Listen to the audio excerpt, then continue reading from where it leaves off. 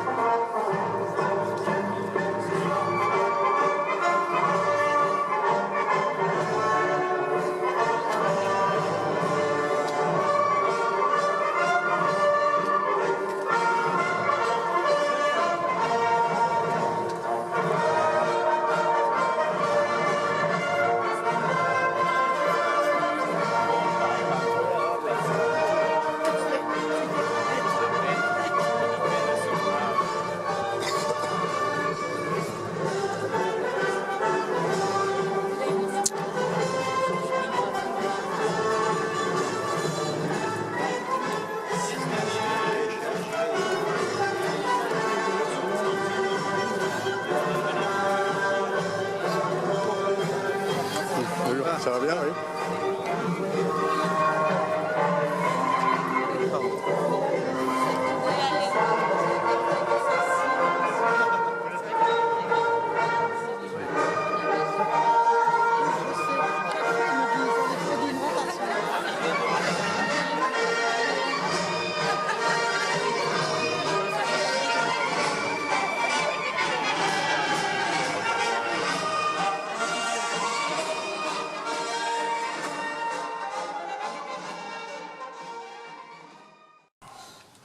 Monsieur le maire, mesdames et messieurs les élus du conseil municipal, messieurs les présidents des associations d'anciens combattants et du souvenir français, mesdames et messieurs les représentants des autorités civiles et militaires, mesdames, messieurs, chers amis.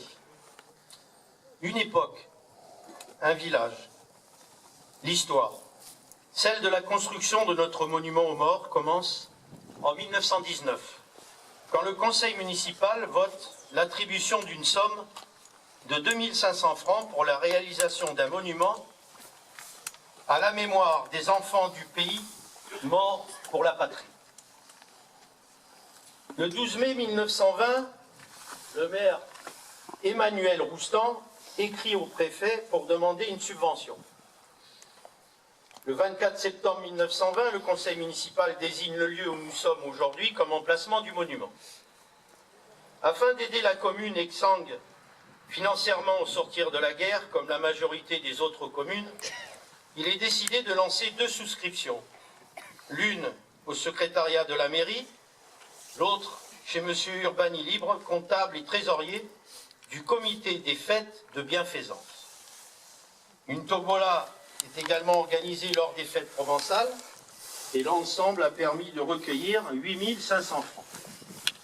Les élus confient alors le projet à l'entreprise statuaire Gondard à Marseille et à l'entrepreneur Chélan qui réalisera l'ensemble sans la sculpture. Il aura fallu 3 ans pour le réaliser. L'inauguration eut lieu le 11 novembre 1922, il y a 96 ans. Les discours furent prononcés par Victor Lavison, poète faringue.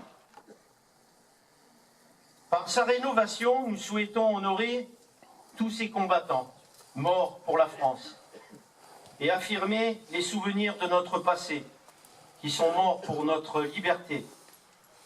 Je veux parler aujourd'hui de courage, de l'héroïsme parfois, dont ont fait preuve beaucoup de combattants pour défendre leur patrie. La phare Les Oliviers a fourni à chaque guerre son contingent de soldats sacrifiés. En 1870, en 1914 et 1918, en 1939 et 1945. Le passé doit nous donner une leçon et l'humanité doit apprendre de ses expériences passées. Ivan Bouvine, un écrivain russe, a écrit « Le couronnement de toute vie humaine est le souvenir qu'on conserve d'elle et la consolation suprême qu'on promet à l'homme par-delà la mort, c'est la mémoire éternelle. » Pour finir, nous tenons à remercier le Conseil régional et l'Office national des anciens combattants, suite au dispositif mis en place d'aide aux communes dans le cadre du centenaire de la Première Guerre mondiale, qui a permis, avec la participation de la commune, la restauration de notre monument aux morts et la réalisation du carré mémoriel. Nous remercions l'entreprise provençale qui a réalisé les travaux, ainsi que les services techniques de la ville. Monsieur le maire Olivier Guiroux, accompagné de Mathis Didon, Angelina Monello, Loris Agnel et Baptiste Paul, vont donc inaugurer le monument et le carré mémoriel. Monsieur le maire, Stéphane. Garde à vous.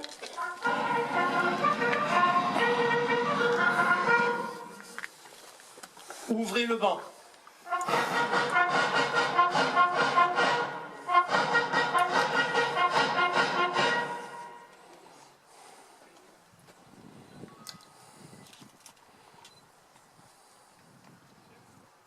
J'inaugure donc le monument aux morts et sa rénovation de la phare Les Oliviers et le carré mémoriel.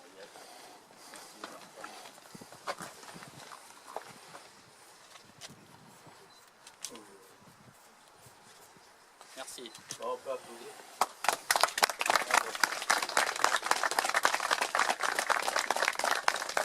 Merci Stéphane.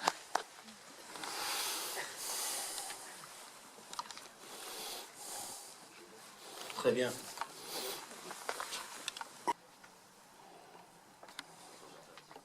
Ouais. Repos. Fermez le banc et repos, s'il vous plaît.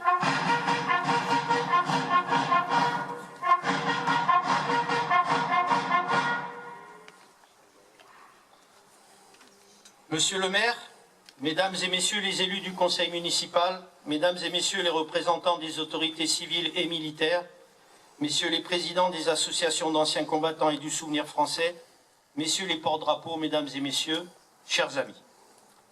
Nous sommes le 11 novembre 1918. L'armistice a été signé par le maréchal Foch, le matin même, à 5 heures exactement, dans la clairière de Rotonde. Alors qu'une foule immense accompagne l'arrivée du président du Conseil vers 16 heures au Palais Bourbon, M. Georges Clemenceau découvre un hémicycle comble et des tribunes bondées. Les acclamations inondent l'espace quand soudain un silence impressionnant s'impose. M. Clemenceau fait alors lecture des conditions d'armistice. Les cessations des hostilités, l'évacuation des zones occupées, notamment de l'Alsace et de la Lorraine, sont des points acclamés et salués par l'Assemblée des députés. Puis, M. Clemenceau fait honneur à la nation et proclame ces mots. Et puis honneur à nos grands morts qui nous ont fait cette victoire. Les 50 mois de guerre qui se terminent ont fait des ravages parmi les soldats et dans la société tout entière, par l'occupation et les bombardements. On dénombrera 1,4 million de morts dans l'armée française. Nos pays alliés, ce sont des hommes de la métropole d'outre-mer et de nos colonies, enregistrent également un grand nombre de morts. Les blessés le sont dans leur corps et dans leur esprit. Les gueules cassées sont des témoignages des horreurs de cette guerre. Les souvenirs des tranchées sont alors dans toutes les têtes. La population elle-même est affaiblie par les privations de la guerre et le bouleversement qu'a engendré l'économie de guerre. Dès 1915, la Croix de guerre distingue les combattants français ou étrangers dont le comportement au combat mérite d'être cité. Les plaques, les livres d'or et la mention « Mort pour la France » sont les premiers signes de reconnaissance de la patrie pour ceux qui ont donné leur vie. Puis, le 11 novembre 1920 est installée la tombe du soldat inconnu, sous l'Arc de Triomphe.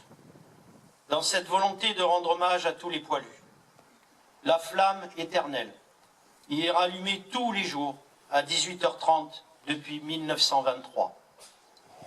100 ans plus tard, nous nous souvenons. Nous retrouvons ces mots, nous retrouvons ces images. Nos enfants apprennent à l'école, et par cette volonté du souvenir, ce que le monde a traversé comme horreur.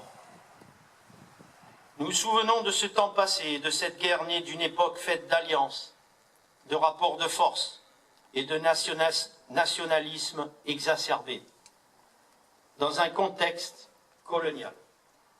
Mémoriaux, musées, monuments aux morts, jardins, de nombreux lieux de mémoire ont pris le relais et symbolisent cette union de la France derrière ces hommes et ces femmes qui ont combattu pour son honneur.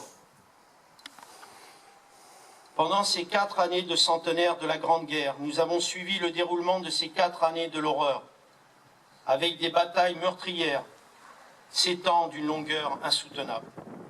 De nombreux visiteurs venus du monde entier ont souhaité découvrir en France ces lieux de mémoire. Dans notre commune, nous avons organisé plusieurs événements pour partager ce que parfois nous avons transmis d'une génération à l'autre, ce que nous avons gardé dans nos archives et dans nos cœurs. Je tiens à remercier vivement l'ensemble des personnes qui ont aidé à l'organisation de l'exposition 1914-1918, tout un peuple entre en guerre. Conférences, débats, spectacles, films qui nous ont permis d'obtenir la labellisation du comité du centenaire. Nous avons enregistré de nombreux visiteurs, dont plus de 200 élèves des écoles élémentaires et collèges, ainsi que ceux des villes avoisinantes.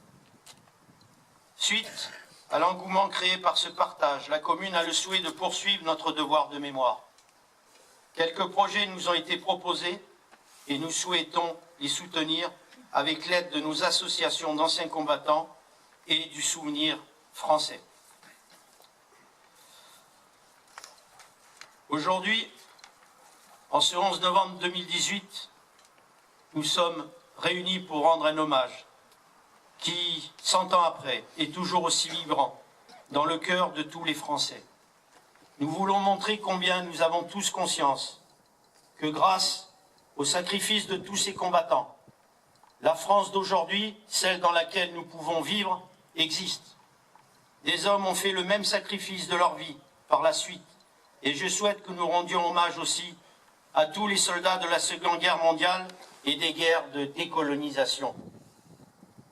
Les valeurs qui font notre nation sont sauves, et ces trois mots qui sont incrustés sur le fronton de toutes nos mairies, liberté, égalité, fraternité, sont toujours portés partout dans le monde grâce à nos soldats d'aujourd'hui. Les combats ont changé dans leurs armes et aussi dans leurs ennemis. Nous devons aujourd'hui nous défendre, notamment face à une menace terroriste qui s'insinue dans notre population et qui la prend pour cible.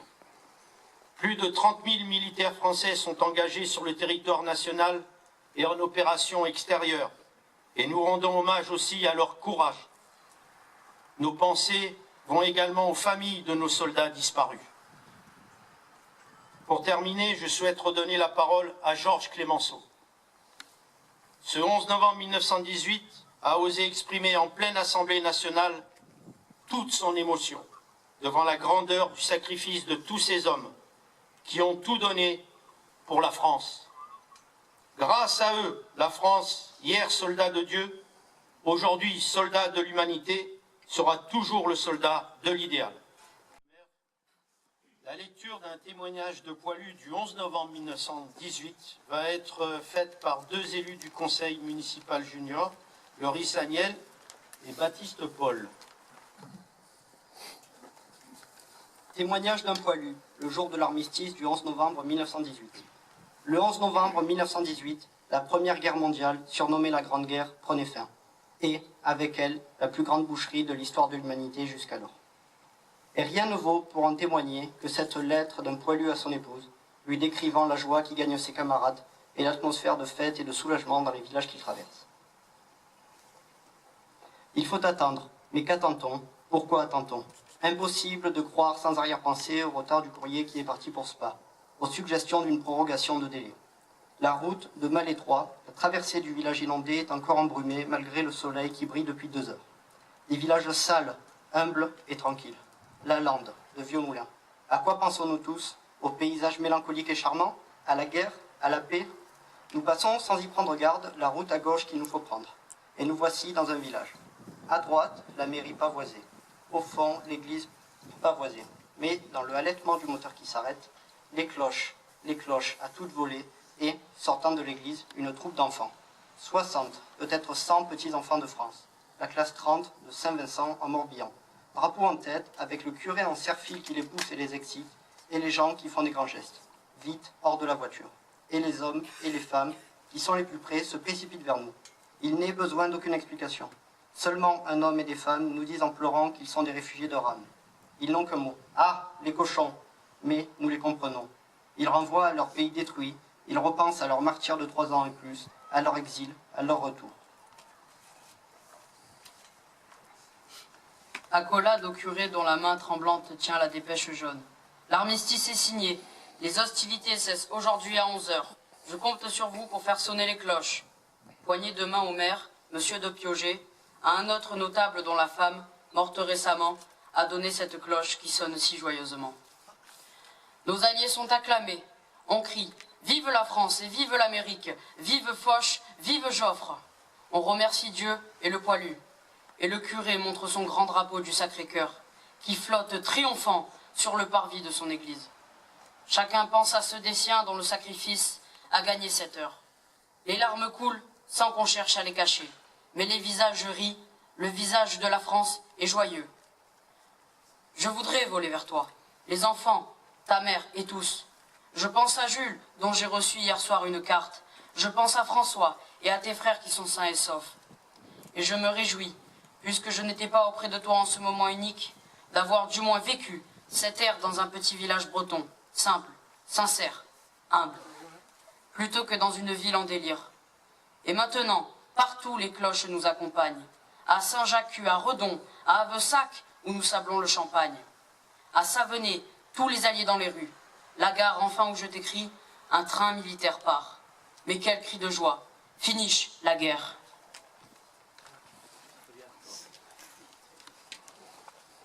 Nous allons maintenant procéder à la lecture des 31 combattants de Lafarge-les-Oliviers, morts pour la France au champ d'honneur. La lecture va être faite par 4 élus du conseil municipal junior, Angelina Monello, Loris Agnel, Baptiste Paul et Mathis Didonne. Je vous demanderai à l'énoncé de leur nom de répéter avec nous « Mort pour la France ».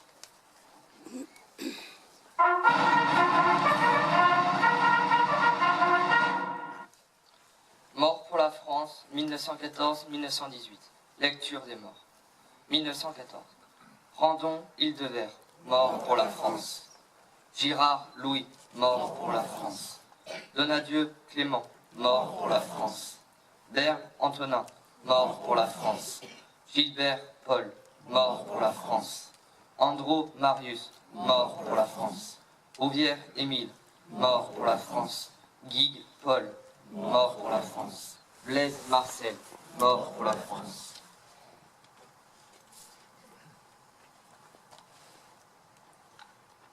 « 1915. Cagnoni Léon. Mort pour la France. Troussel Louis. Mort pour la France. Gilbert Albert. Mort pour la France. Poussel Marius. Mort pour la France. Icare Léon. Mort pour la France. Humbert Léon. Mort pour la France. Giraud Daniel. Mort pour la France. Michel Léon. Mort pour la France. Rère Théodore. Mort pour la France. 1916. Guido Joseph. Mort pour la France. Testagnier Élisée. Mort pour la France. Bremont Léon. Mort pour la France. Martin Benjamin. Mort pour la France. Rouvrière Daniel. Mort pour la France. Dominique Cyprien. Mort pour la France. 1918. Ferrat Adelin, mort pour la France. Bouillant Victorin, mort pour la France. Bosque Henri, mort pour la France. Roy Battisti, mort pour la France. Martin Alfred, mort pour la France. Trompe Marc, mort pour la France. Bérard Joséphin, mort pour la France.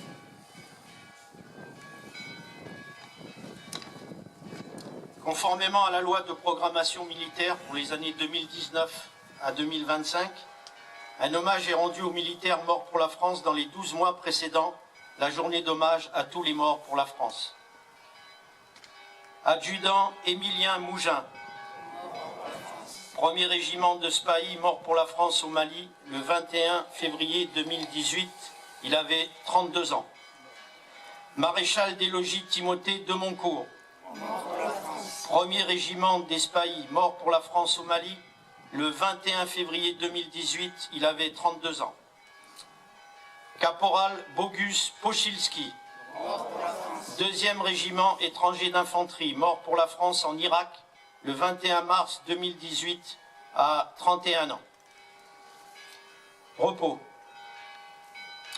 Nous allons procéder aux différents dépôts des gerbes. Garde à vous.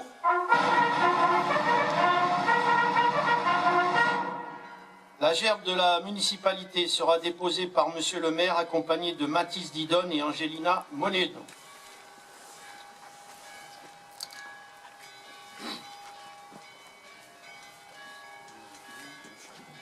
Attention à la canne de nez.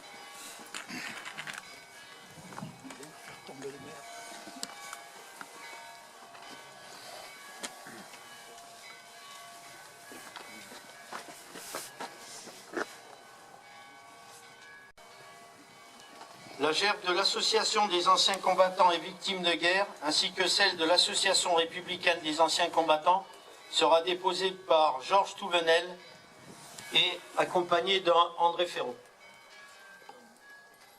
Jean Ferraud, pardon.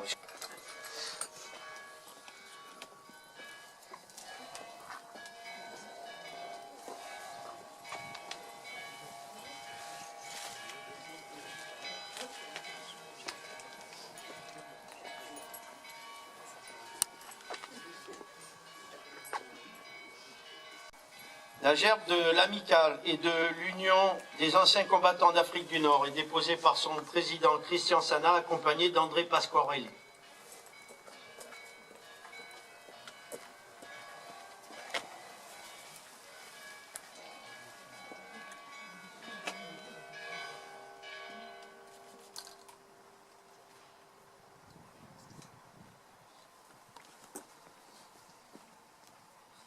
La gerbe du souvenir français sera déposée par son président Christian Granier, accompagné de Jean-Marie Borja.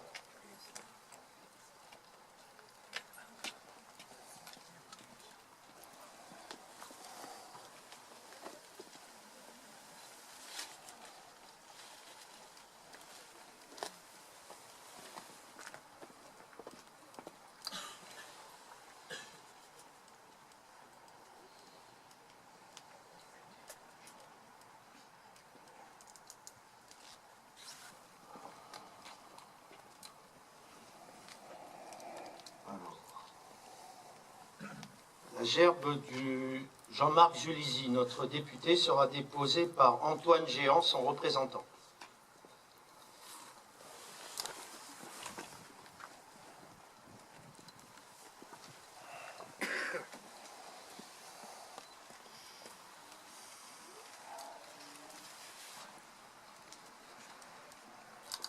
Aux morts.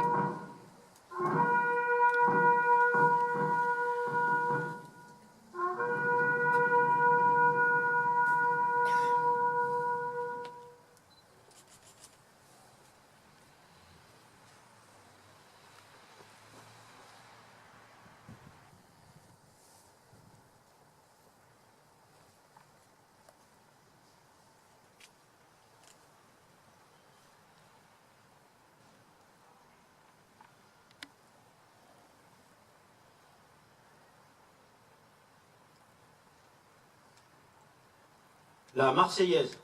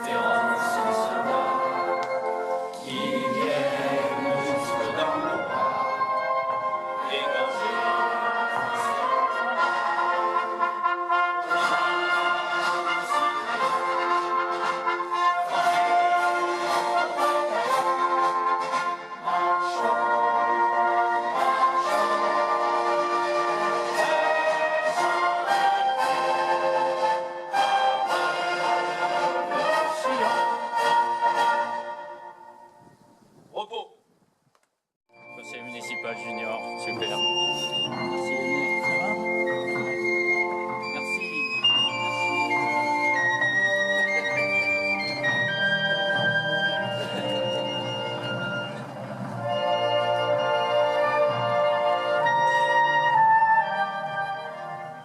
Repos. La cérémonie est terminée. Je remercie pour leur présence aujourd'hui Monsieur le maire Olivier Guiroux. Je remercie également Monsieur Antoine Géant, représentant Monsieur le député Jean-Marc Julisy. Il est là. Mesdames et messieurs les élus du conseil municipal, ils et elles sont là. Merci, nombreux. Je remercie également les associations d'anciens combattants et du souvenir français. Je remercie les porte-drapeaux. Je remercie la base aérienne 701 de Salon. représenté par l'adjudant Roussel et l'adjudant Anguy.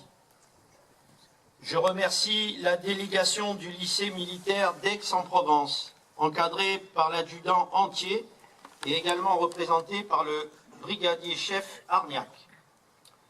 Je remercie la gendarmerie de Velot, représentée par le major Jean-Louis Salle.